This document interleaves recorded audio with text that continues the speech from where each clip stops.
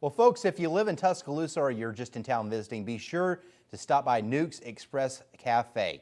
Located at 205 University Boulevard East, Nooks is open for lunch and dinner for 7 days a week. They have a vast menu that includes everything from soups, salads, sandwiches, gourmet pizzas, a big dessert selection as well. Everything from cakes, brownies, Rice Krispie treats, you name it, they have it back there.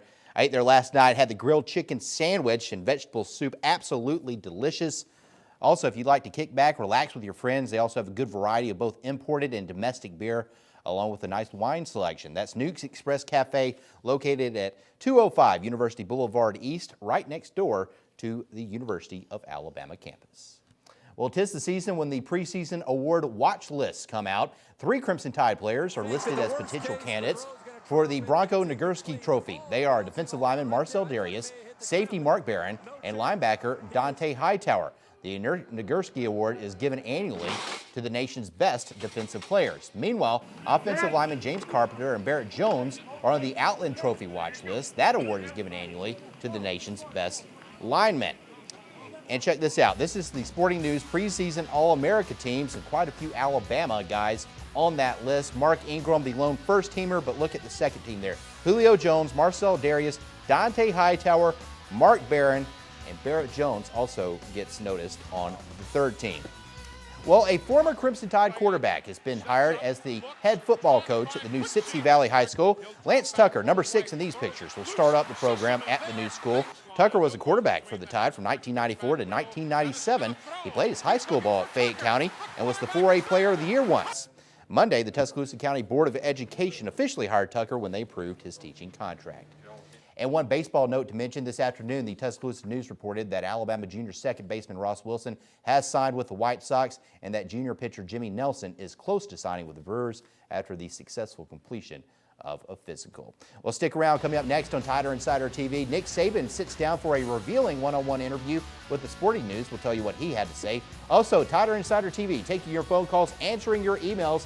The number there on your screen, 205-348-WVUA, 205-348-9882, or you can drop us an email at TITV@WVUATV.com. Stick around. We'll be back after this. TITV rolling along for this Tuesday night. Well, believe it or not, Alabama coach Nick Saban says he's mellowed over the years. Now, if he's mellowed, kind of makes me wonder what his press conferences were back like at Michigan State back in the mid-90s. Saban made that remark in a recent magazine interview. In the article, the coach again talks about how he should have done things differently when he left the Dolphins and how he doesn't plan to retire anytime soon because he doesn't sit well and needs something to do. When asked if Bama could make it through a 3rd straight regular season without an SEC loss, Saban says success last year doesn't mean we can't have success again this season. The article appears in the current edition of the Sporting News. And when you hear that from Nick Saban, that's about as close as you're going to get with Nick Saban saying that we've got a pretty good team this year. Oh, no question about it. You saw that list of All-Americans, John. It's amazing. That was all one recruiting class, the same recruiting class, every one of those guys. And Nick Saban's first recruiting class, or second. First full recruiting class. First full recruiting class. But yeah, when you talk about Saban and when you talk about his retirement, I think, first off, I think it's very premature to bring that up. I think he's got a good number of years left here. We'll wait and see. But, you know, I think it's funny that he says he can't retire because he needs something to do. He doesn't sit well. And I guess something to do is winning national championships, SEC championships. Well, I think certainly, John, you know, a lot of people around the SEC would love to see him go, obviously. Right. But, again, you know, certainly you want to see him here as long as possible. All right. Well, let's talk to you now, our loyal viewers. First up now is Joseph from Tuscaloosa. He joins us now live on the phone. And Joseph, welcome into the program. Joseph, are you there?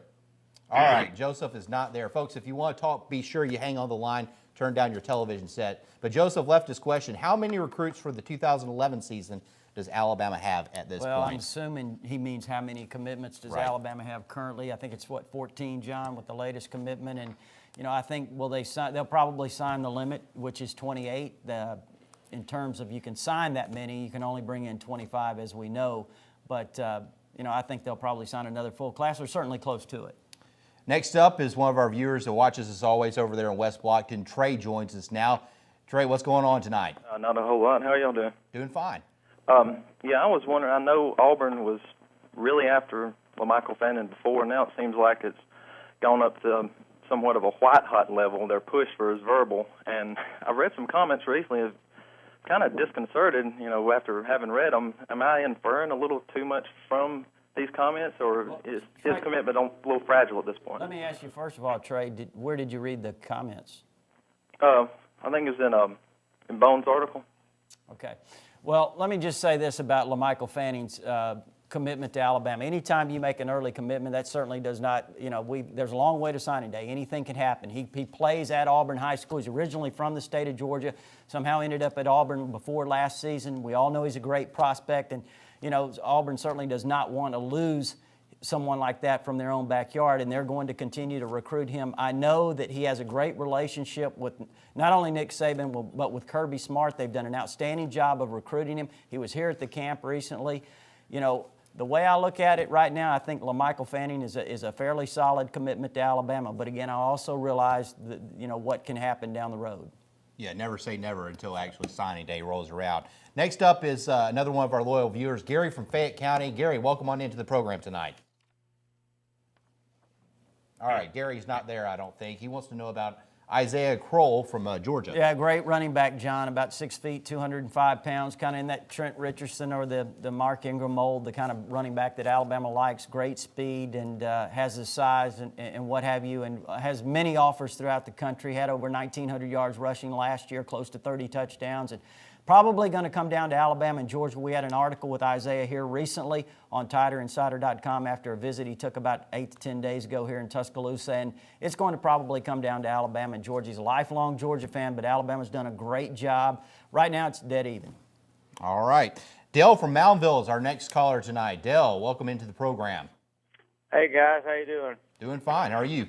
Good. I just wondered if Alabama was recruiting a USC defensive back now that can transfer. I think his name's T.J. Brown. I'm not sure. Well, Dale, there's certainly been a lot of talk about T.J. Brown, originally from Tallahassee Lincoln High School, and there's been some talk that maybe he might be interested in transferring. But right now, all sources are saying that he's, as at least for now, no one knows anything in terms of him possibly transferring to Alabama. Again, there has been some speculation about that, but talking to coaches at Lincoln High School and in other places, no one will confirm that.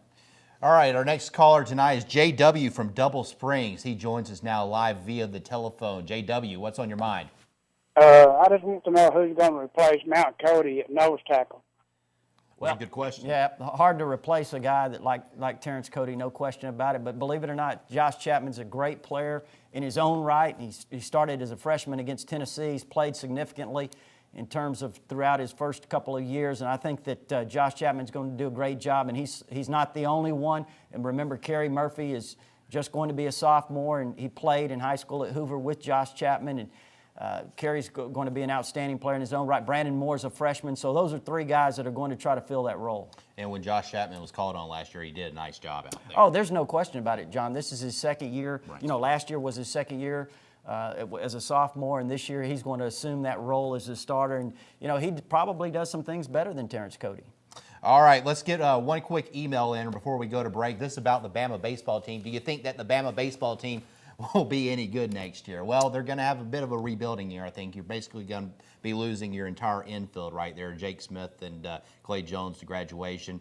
We talked about Wilson today signing his contract. I would guess that Rutledge is going to sign his contract, but we'll wait and see. But it's going to be a bit of a rebuilding year, but we'll see. Mitch Gaspard's got him going in the right direction. Yeah, and he's a great recruiter too, John. So I think that his recruiting and the coaching staff that he has, Coach Bunn did a great job with the pitching staff, so I think there's a lot of promise in the program. All right, more of your phone calls and emails when Title Insider TV returns right after this.